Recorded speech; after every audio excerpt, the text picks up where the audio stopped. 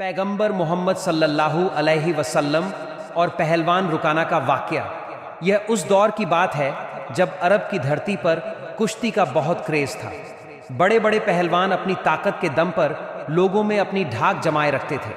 उनमें से एक था रुकाना, जो मक्का का सबसे ताकतवर और घमंडी पहलवान था। उसने कई लड़ाइयाँ जीती थीं और ख़ुद को अजेय मानता था। उसका घमंड इतना बढ़ गया था कि वह कहता, मुझे इस धरती पर कोई नहीं हरा सकता। एक दिन पैगंबर मोहम्मद सल्लल्लाहु अलैहि वसल्लम मक्का के बाहरी इलाके में एक जगह से गुजर रहे थे। तभी रुकाना से उनकी मुलाकात हुई। रुकाना ने पैगंबर को देखकर हंसते हुए कहा, मुझे सुना है कि तुम लोगों को अपने धर्म की तरफ बुलाते हो और ख़ुद को अल्लाह का रसूल बताते हो, लेकिन क्या तुम्हारे पास कोई ऐसी ताकत है जो मुझे हरा सके? पैगंबर मोहम्मद सल्लल्लाहु अलैहि वसल्लम ने मुस्कुराते हुए जवाब दिया, रुकाना, अगर मैं तुम्हें कुश्ती में हरा दूं तो क्या तुम यह मान लोगे कि मेरी बातें सच्ची हैं और अल्लाह ही सबसे बड़ा है? रुकाना को यह सुनकर हंसी आ गई। वह बोला, अगर तुम मुझे हरा दो तो मैं तुम्हारी बातों पर यकीन कर लूँगा। यह कहकर उसने तुरंत कुश्ती की चुनौती स्वीकार कर ली। रुकाना का शरीर बहुत मजबूत था। उसकी मांसपेशियां किसी चट्टान की तरह दिखती थीं। उसने अब तक हर मुकाबले में अपने विरोधियों को पटखनी दी थी, लेकिन वह नहीं जानता था कि आज उसका सामना केवल एक इंसान से नहीं बल्कि अल्लाह के नबी से होने वाला है। जैसे ही कुश्ती शुरू हुई, रुकाना ने पूरी ताकत लगा दी और सोचा कि वह पैगंबर मोहम्मद सल्लल्लाहु अलैहि वसल्लम को एक ही वार में गिरा देगा।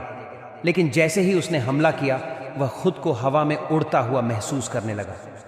अगले ही पल वह ज़मीन पर था और पैगंबर मोहम्मद सल्लल्लाहु अलैहि वसल्लम उनके ऊपर खड़े थे। रुकाना को विश्वास नहीं हुआ। उसने सोचा कि यह कोई चाल थी। फिर से लड़ते हैं, वह चिल्लाया। पैगंबर मोहम्मद सल्लल्लाहु अलैहि वसल्लम ने मुस्कुराकर कहा, अगर तुम चाहो तो दोबारा लड़ सकते हो। रुकाना ने दोबारा पूरी ताकत लगाई, लेकिन वही हुआ, वह फिर से जमीन पर पड़ा था। यह देखकर वहां खड़े लोग दंग रह गए। उन्होंने कभी नहीं सोचा था कि कोई रुकाना को हरा सकता है। रुकाना अब हताश हो चुका था। उसने तीसरी बार कोशिश की, लेकिन इस बार भी वही अंजाम हुआ। वह पसीने से लथपथ हो गया। उसकी सांसें तेज चल रही थीं। उसकी आंखों में अब घमंड की जगह हैरानी थी। उसने कभी सोचा भी नहीं था कि वह इतनी बार हार जाएगा। थोड़ी देर तक चुप रहने के बाद वह बोला, मोहम्मद सल्लल्लाहु अलैहि वसल्लम, तुम आम इंसान नहीं हो, तुम सच में अल्लाह के रसूल हो। तुम्हारी ताकत साधारण नहीं बल्कि अल्लाह की दी हुई है। मैं गवाही देता हूं कि अल्लाह एक है और तुम उसके सच्चे नबी हो। यह कहते ही वह रो पड़ा। उसकी आंखों से आंसू बहने लगे। उसने अब तक दुनिया की ताकत को सब कुछ माना था, लेकिन आज उसे एहसास हुआ कि असली ताकत अल्लाह के पास है। पैगंबर मोहम्मद सल्लल्लाहु अलैहि वसल्लम ने उसे उठाया और प्यार से कहा, रुकाना, अल्लाह बहुत बड़ा है और उसकी राह पर चलने वाले कभी नहीं हारते। अब तुम भी इस सच्चाई को समझ चुके हो। इस घटना के बाद रुकाना पूरी तरह बदल गया।